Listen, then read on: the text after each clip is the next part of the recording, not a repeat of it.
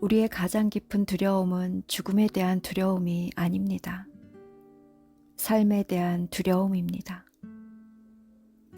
그것은 진정한 생활에 대한 두려움, 지금 여기에 진실로 살아있고 깨어있음에 대한 삶 자체가 거친 날것의 에너지 앞에서 보호받지 못함에 대한 두려움입니다. 바다가 일어나는 모든 물결을 포함하듯이 삶은 모든 것을 포함합니다. 좋은 것이나 긍정적인 것이나 행복한 것만이 아니라 모든 것을. 그래서 진실로 살아있고 깨어있으려면 우리 자신을 그 모든 것에 열어야 합니다. 그 모든 것에. 삶은 기쁨이고 지복이고 행복이지만 또한 아픔이고 슬픔이며 두려움이나 화, 혼란, 무력감입니다.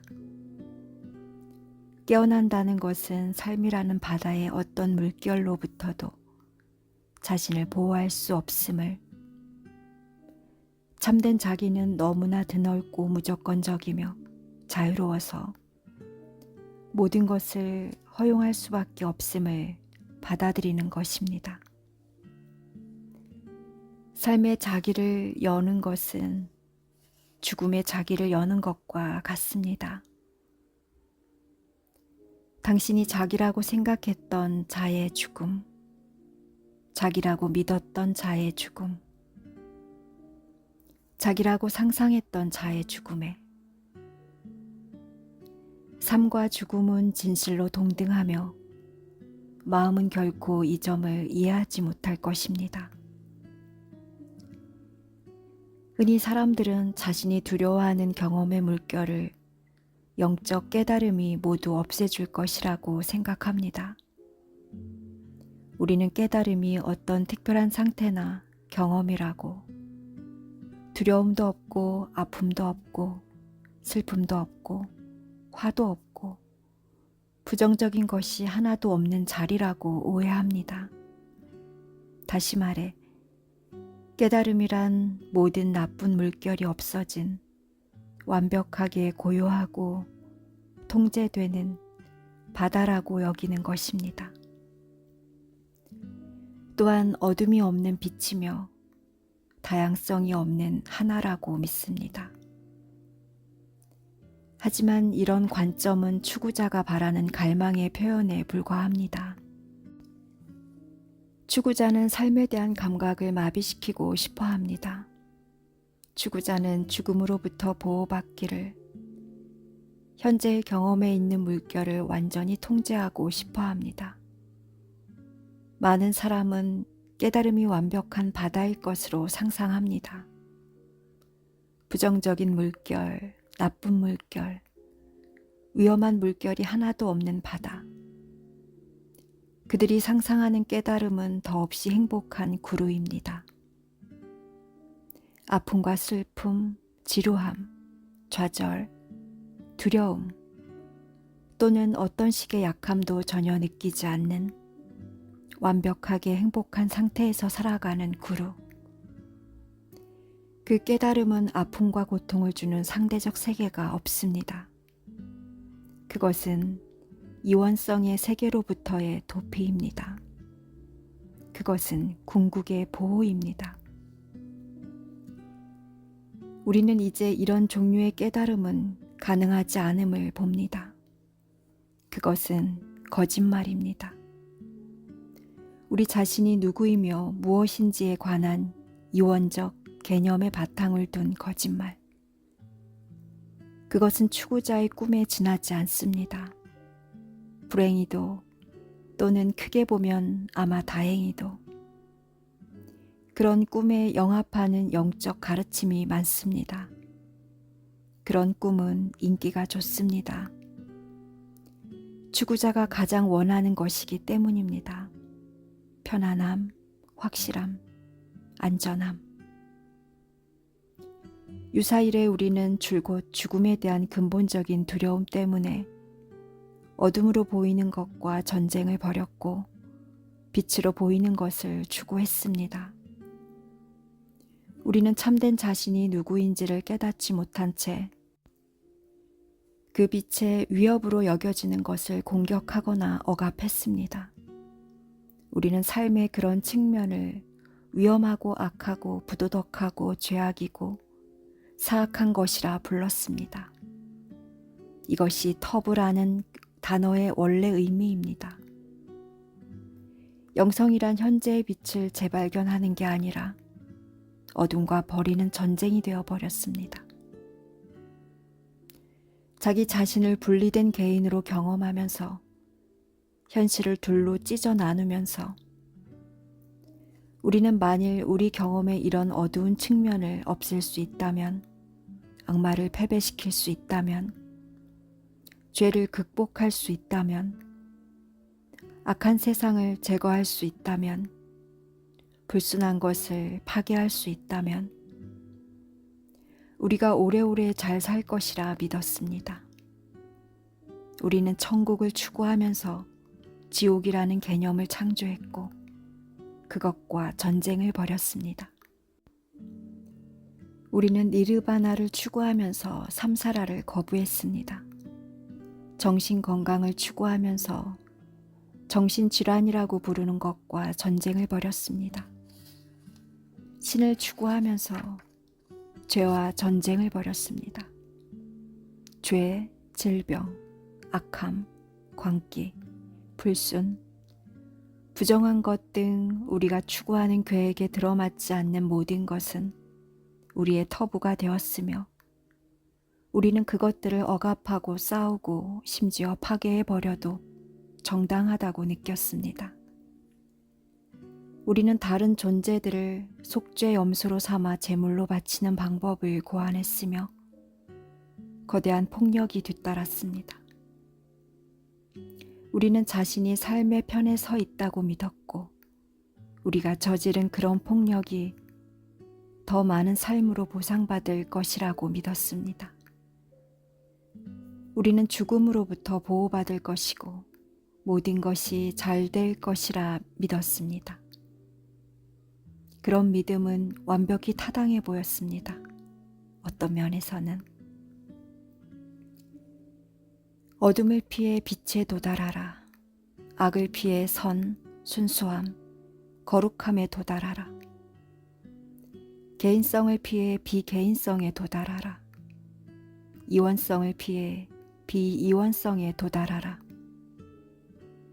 우리는 무지한 채로 그렇게 믿었습니다. 그러나 종교적 의미를 모두 벗겨내면 어둠이나 악함 같은 단어는 더 이상 두려워하거나 맞서 싸워야 할 낯설고 기이한 세력이 아니며 단지 지금 거부당하는, 지금은 전체임의 표현으로 보이지 않는 그런 경험, 그런 생각, 감각, 느낌의 물결을 가리키는 것일 뿐입니다. 악한 물결이나 어두운 물결은 단지 우리가 전체임의 위협이라고, 삶에 대한 위협이라고 오해하는 것일 뿐입니다. 그것은 거부당하는 물결입니다. 사랑받지 못하는 물결입니다. 우리가 등을 돌리는 물결입니다. 우리가 두려워하는 물결입니다. 그것은 단지 집으로 돌아오기를 갈망하는, 그러나 들어오도록 허용되지 않는 부모 잃은 고아 같은 물결입니다. 그것은 우리가 귀중히 여기는 이미지를 위협하는 물결입니다. 두려움, 화, 슬픔, 아픔, 성적 충동, 괴상한 생각들. 이것들은 본래 어둡거나 악한 것이 아닙니다. 그것들은 그저 빛 속으로 들어오도록 허용되지 않으며 그래서 자기 아닌 다른 어떤 것으로 보입니다. 그것들은 어둡고 악한 것으로, 빛에 맞서는 것으로 보이지만 사실은 어떤 물결도 바다에 맞설 수가 없습니다.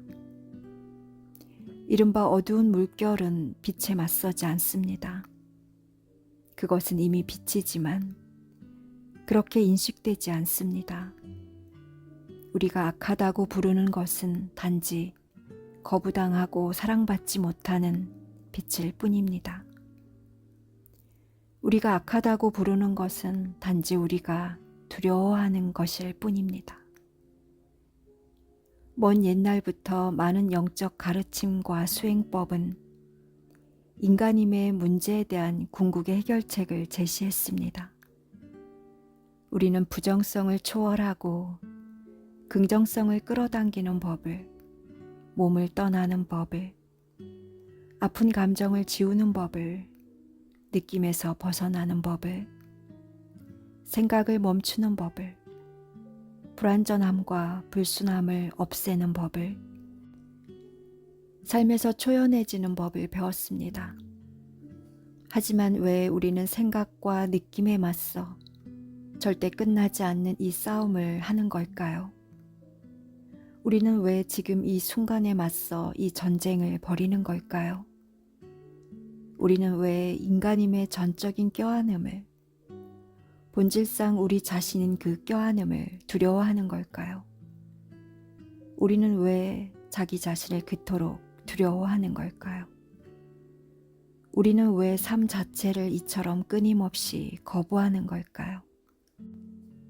아마도 우리는 만일 우리의 인간임을 지금 여기에서 온전히 껴안으면 미래에 훨씬 위대한 존재가 될 기회를 놓쳐버릴 것 같아서 두려워하는지도 모릅니다.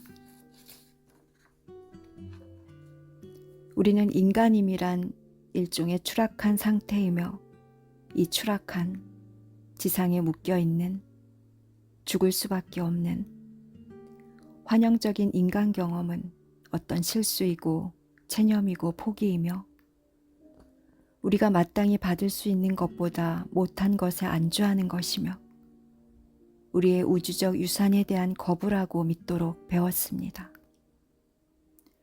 우리는 인간의 경험 너머에는, 동굴 속 어둠 너머에는 우리를 기다리는 더 완벽한 세계가, 어떤 불멸의 천국 같은 깨달은 세계가 있다고 배웠습니다. 그렇다면 깨달음이란 무엇일까요? 만일 깨달음이란 인간임을 피하는 것이 아니며 부정성이나 악이나 어둠으로 불리는 것을 피하여 빛으로 불리는 다른 것을 향해 가는 것이 아니라면 영적 깨어남이란 무엇일까요? 만일 영적 깨달음이란 우리가 싫어하는 자기 안의 모든 것을 제거하는 게 아니라면 무엇이 궁극의 진실일까요? 만일 그것이 더는 우리의 인간성을 부정하는 게 아니라면 무엇이 비개인성일까요? 만일 그것이 더는 개인성과 전쟁을 벌이는 게 아니라면 무엇이 절대일까요? 만일 그것이 마침내 상대성을 껴안는다면 모든 물결이 사랑받을 때는, 삶 자체와 분리된 사람이 여기에 아무도 없을 때는 무슨 일이 일어날까요? 죽음에 대한 두려움이 끝날 때 무슨 일이 일어날까요? 네덜란드에서 열린 며칠간의 모임 첫날에 한 남자가 내게 다가왔습니다. 그는 지난해 삶에서 깊은 아픔과 슬픔을 경험한 뒤 영적 추구를 하게 되었습니다. 그는 깨달음이라고 불리는 이 붙잡기 어려운 것을 추구하며 많은 책을 읽었고 많은 선생을 만났습니다. 어느 날 그의 집 정원에 앉아 있을 때 갑자기 어떤 신기하고 예기치 않은 일이 일어났습니다. 모든 생각, 모든 시간, 감각이 떨어져 나갔고 남은 것은 오직 지금 이 순간의 절대적인 새로움과 단순함 뿐이었습니다. 그는 세상이, 심지어 그 불완전함 가운데에서도 있는 그대로 완벽하다는 깊은 깨달음을 체험했습니다. 불, 나무, 전쟁, 도로 위의 개똥, 그 모든 것이 신성했습니다. 그는 모든 것이 제자리에 있으며 자신이 실제로는 분리된 개인으로 존재하지 않음을 깊이 알게 되었습니다. 그는 모든 생명과 하나였습니다. 그는 더 이상 한 사람이 아니었습니다. 그는 단순히 그 안에서 삶이 일어나고 있는 알아차림에 열린 공간이었습니다. 그의 영적 추구는 끝난 것처럼 느껴졌습니다. 그는 무수히 많은 물결 너머에 그 드넓고 평화로운 바다를 발견했습니다. 그는 자유롭다고 느꼈습니다. 앞으로 다시는 고통받지 않을 것 같다고 느꼈습니다. 며칠 동안 그는 이런 깊은 평화의 상태에 있었습니다. 하지만 상태와 경험은 지속하지 않으며 그래서 곧 생각과 느낌, 그의 삶에 관한 복잡한 이야기가 돌아왔습니다. 그는 바다에 관한 아주 깊은 깨달음을 경험했지만 물결들은 다시 아픔을 주기 시작했습니다. 그는 이 때문에 얼마나 혼란스러운지 얘기했습니다. 그는 깨어남 이후에는 물결들이 완전히 멈출 것으로 기대했습니다. 깨달음 이후에는 바다가 완벽하게 고요하고 맑기를 기대했습니다. 그렇지만 이런 물결들, 아픔의 물결, 슬픔의 물결, 두려움의 물결, 무력감과 의심의 물결은 여전히 그의 안에서 일렁였습니다. 그리고 그는 그것들을 어떻게 해야 할지 알지 못했습니다. 그는 인간관계에서 여전히 갈등을 경험하고 있었습니다. 내면에는 많은 슬픔과 두려움과 갈망이 있었고 그는 그것들을 어떻게 다루어야 할지 몰랐습니다. 그는 여전히 담배 중독과 씨름하고 있었습니다. 어째서 그는 깨어났으면서도 여전히 고통을 받을 수 있었을까요? 어째서 그는 깨어났으면서도 여전히 의심과 불안과 화의 순간을 경험할 수 있었을까요? 구루들은 깨어나면 모든 고통이 끝날 것이라고 약속했습니다. 이해할 수 없었습니다. 모임 기간에 우리는 그의 깨어남 이후 혼란에 대해 얘기를 나누었습니다. 삶의 가장 깊은 받아들임에 대해, 물결과 바다에 분리될 수 없음에 대해, 모든 것을 수용하는 활짝 열린 공간에 대해, 어떻게 모든 물결, 당신이 이전에 어둡거나 악하다고 부른 모든 물결, 당신의 깨달음 개념에 들어맞지 않는 모든 물결을 포함하여 이 참된 자기 자신 안에 허용되는지에 대해 얘기했습니다. 지금 이 순간 삶의 전적인 껴안음, 본질상 당신 자신인 껴안음에 대해, 그리고 지금 여기에서 그 껴안음을 발견하는 일에 대해 얘기했습니다. 모임이 끝날 무렵 남자는 그런 물결들이 원래 멈추는 게 아님을 깨달았다고 말했습니다. 그 물결들이 바로 바다였습니다. 그리고 물결 하나하나는 그 물결 속에서 바다를 다시 보도록 부르는 작은 초대장이었습니다. 그가 결혼해서 경험하던 갈등도 깨어나서 그 갈등의 한가운데에 있는 바다를 보라고 부르는 거대한 초대장이었습니다. 그가 자신의 어떤 이미지를 여전히 붙들고 있는지, 그의 경험에 완전히 허용되지 않는 느낌들이 무엇인지, 부부싸움을 할 때 그가 자신을 상처받은 사람으로 여기면서 어떻게 아내에게 마음을 닫아버리는지 발견하라고 부르는 초대장.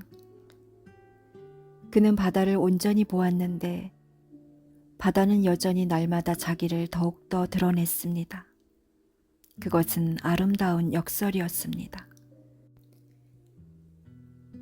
그 뒤 그는 아름다운 말을 했습니다. 나는 물결들을 받아들일 수 없고 없앨 수도 없어서 내게 뭔가 잘못되었다고 생각했어요.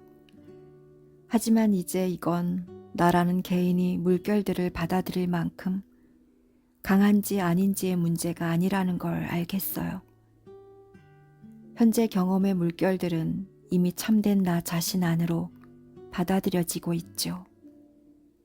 나는 그것들을 받아들일 필요가 없어요. 그저 바로 지금 그것들이 이미 허용되고 있음을 알아차릴 뿐이죠. 나는 그것들을 받아들일 만큼 강할 필요가 없어요. 나는 너무 약해서 그것들이 들어오는 것을 더는 가로막을 수 없죠.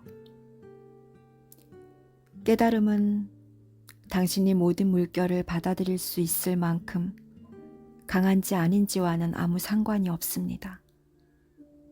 깨달음은 어떤 식으로든 물결을 통제하는 게 아닙니다. 깨달음은 현재의 경험을 피하는 게 아닙니다. 깨달음은 깨달은 사람이라는 자기 이미지를 붙들고 있으면서 자신이 늘 얼마나 영적이고 얼마나 행복하며 평화로운지를 증명하는 게 아닙니다. 깨달음은 당신 자신이 누구인지, 그것은 너무 철저하게 열려 있고 어떤 면에서는 너무 연약하고 너무 보호되지 않고 너무 약해서 당신이 지금 나타나는 물결들을 피하는 것은 더욱더 불가능함을 발견하는 것입니다. 그리고 이 약함은 실제로는 전혀 약함이 아닙니다. 이 약함 안에는 가장 강한 힘이 있기 때문입니다. 그것은 가장 깊은 삶의 받아들임입니다. 그리고 당신은 이 받아들임을 할 필요가 없습니다. 당신이 본래 그 받아들임입니다. 많은 사람이 이 남자처럼 깨어나는 경험을 하며 그 경험에서 수많은 물결 너머의 드넓은 바다와 접촉합니다. 그러나 삶은 거기에서 끝나지 않습니다. 물결들은 계속 찾아오고 우리의 아름다운 영적 통찰들은 아주 빨리 잊힙니다. 자신이 아무리 많이 깨어났다거나 영적으로 진보했다고 생각해도 무아나 아무도 아님, 개인성의 초월이라는 우리 자신의 이미지를 아무리 꽉 붙들고 있다고 해도 우리는 인정하든 안 하든 삶의 물결들에 얽히게 됩니다. 우리는 고통 속으로, 신체의 통증 속으로, 인간관계 갈등 속으로, 중독 속으로, 새로운 경험의 추구나 예전의 경험에 대한 집착 속으로, 더 많은 영적 추구 속으로 다시 빨려 들어갑니다. 그것은 마치 우리가 깨어 있다가 나중에 그 깨어남을 잃어버린 것처럼 느껴집니다. 우리는 천국과 접촉했고 나중에는 거기에서 추락했습니다. 그러면 커다란 고통과 혼란이 뒤따를 수 있습니다. 한번 천국과 접촉하면 삶은 지옥이 될 수 있습니다. 심지어 가장 깨달은 것처럼 보이는 사람조차 깨달음을 경험한 뒤에도 여전히 슬픔이나 두려움, 인간관계에서 극심한 갈등으로 고통을 겪을 수 있습니다. 그럴 때면 아마 이 고통은 이전보다 더 받아들이기 어렵게 느껴질 것입니다. 왜냐하면 이제 그들은 깨어난 사람이라는, 더 심하게는 깨달은 스승이라는 자기 이미지를 붙들고 있기 때문입니다. 하지만 이 계속되는 고통은 실제로는 아주 좋은 소식입니다. 왜냐하면 고통은 그저 당신 자신의 모든 이미지, 깨달았다거나 고통을 초월했다는 모든 이미지를 포함하여 놓아버리라는 초대이며 현재의 경험을 두려움 없이 직면하라는, 거기에서, 오직 거기에서 가장 깊은 받아들임을 발견하라는 초대이기 때문입니다. 수많은 가르침이 있고 수없이 다양한 시각이 있어서 진지하게 삶에서 자유를 발견하고 싶은 사람에게는 몹시 혼란스러울 수 있습니다. 모든 영적 길, 과정, 수행법, 그리고 가르침은 나름의 쓸모를 가지고 있으며 나는 이 자리에서 그것들을 평가하고 싶지 않습니다. 그러나 당신 자신을 그 안에서 모든 물결이 나타나고 사라지는 활짝 열린 공간으로, 그 안에서 모든 생각, 감각, 느낌이 오고 가는 친밀한 드넓음을 인식할 때 깨어남이란 무엇을 가리키는지를 훨씬 분명히 이해하게 됩니다. 자기 자신을 알아차림에 드넓고 친밀한 열린 공간으로 인식하면 깨어남이란 나라는 개인이 시간이 지남에 따라 더욱 깨어나거나 미래에 온전히 통합되는 문제가 아니게 됩니다. 왜냐하면 참된 나 자신의 관점에서 보면 바로 지금 나타나는 모든 물결이 이미 바다와 통합되어 있기 때문입니다. 모든 물결은 이미 참된 나 자신과 친밀합니다. 그래서 깨어남은 나라는 개인이 미래의 온전한 통합이라는 마지막 목표를 향해 나아가는 문제가 아닙니다. 그것은 언제나 시간과 영적 성취라는 이야기 속에서 살아가는 추구자의 꿈입니다. 깨어남은 언제나 지금 여기에서 현재 경험의 통합을 알아차리는 일입니다.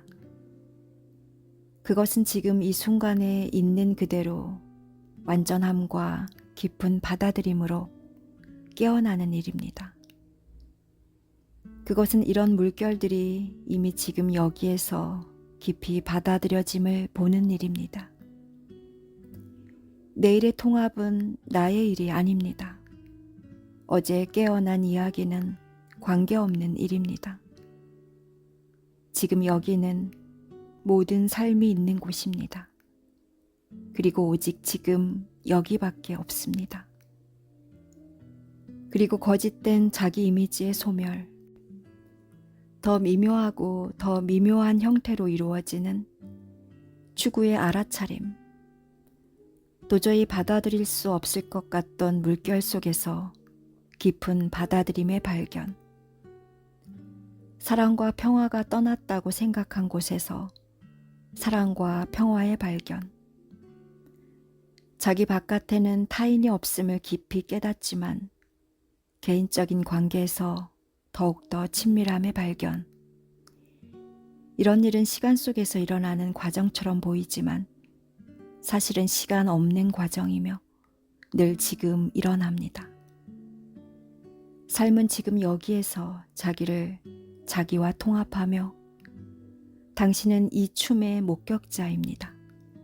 삶은 당신을 통해 스스로 치유합니다. 여기에 영적 깨어남의 아름다운 역설이 있습니다. 삶은 지금 여기에서 이미 완전하며 철저히 완전합니다. 당신에게는 아무 잘못이 없습니다. 당신의 불완전함 가운데에서도 당신은 정확히 있는 그대로 완벽합니다. 이것이 존재의 아름다운 궁극의 진실입니다. 하지만 동시에 그 완전함은 이 몸을 통한 개인적인 경험, 깊이 인간적인 경험의 한가운데에서 지금 여기에서 완전함을 재발견하도록 부르는 영원한 초대장으로서 스스로를 계속 표현합니다. 낱낱의 물결이 나타날 때, 낱낱의 생각이나 소리, 냄새, 감각, 느낌이 참된 당신인 바다에서 일어날 때, 그 물결은 부드럽게 속삭입니다. 부디 내게 등을 돌리지 말아요. 내가 지금은 아무리 고통스럽고 극심해 보여도 나를 신뢰해 주세요. 나도 바다랍니다. 나는 지금 이 모습으로 있어요. 나는 여기에 속해요. 그렇다는 게 명백해 보이지는 않아도 걱정 말아요. 당신은 나를 받아들일 필요가 없어요. 나는 이미 안에 있으니까요. 걱정 말아요. 당신은 나를 거부할 수도 없어요. 나는 이미 안에 있으니까요. 알아차렸나요? 당신은 자기의 모든 견해, 과거와 미래에 관한 모든 이야기 너머로 가서 내가 이미 여기에 있다는 걸, 내가 이미 인정되었다는 걸 그저 인정할 수 있나요? 참된 당신은 삶의 모든 것을, 좋은 것과 나쁜 것을 수용할 만큼 드넓다는 걸 인정할 수 있나요? 당신의 삶을 바라보세요. 초대는 어디에나 있습니다. 그것은 기쁨 속에 있고 아픔 속에 있고 지루함 속에, 흥분 속에, 비통함 속에, 환희 속에, 달콤함 속에, 쓰라림 속에 있습니다. 당신이 태어날 때도 죽을 때도 그 초대는 우리가 너무나 쉽게 당연하게 여기는 삶이라는 소중하고 부서지기 쉬운 선물의 모든 낱낱의 순간 속에, 여기 속에 있습니다. 그리고 바로 지금 당신이 이런 단어들을 읽을 때도 그것은 당신에게 그 자신으로 돌아오라고 부드럽게 부릅니다.